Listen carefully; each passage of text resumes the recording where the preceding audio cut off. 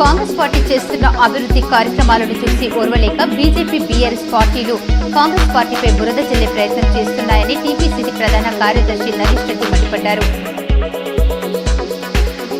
కాంగ్రెస్ ప్రభుత్వం ఏర్పాటై సంవత్సరం పూర్తయిన సందర్భంగా భీమ్గల్ మున్సిపాలిటీ ఆధ్వర్యంలో ర్యాలీ నిర్వహించారు. బాల్కొండ కాంగ్రెస్ నియోజకవర్గ ఇన్ఛార్జ్ ముత్యాల సునీల్ కుమార్ రెడ్డి చొరవతో పలువురికి సీఎంఆర్ఎఫ్ నిధులు మంజూరు అయ్యాయని కాంగ్రెస్ నాయకులు తెలిపారు. ఆర్టీసీ నిజామాబాద్ రీజనల్ మేనేజర్ గా టి జోష్నా బాధ్యతలు స్వీకరించారు. వేల్పూర్ మండలంలోని పడగల్ గ్రామంలో ఈ నెలలో జరిగే ఆది మల్లన్న జాతర గోడ ప్రతులను గ్రామ అభివృద్ధి కమిటీ సభ్యులు ఆవిష్కరించారు.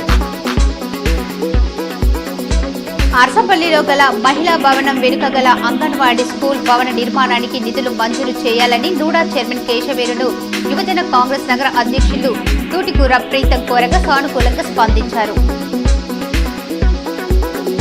మహిళలు స్వశక్తితో ఎదగాలని బాన్సువాడ సబ్ కలెక్టర్ కిరణ్మయ్య అన్నారు.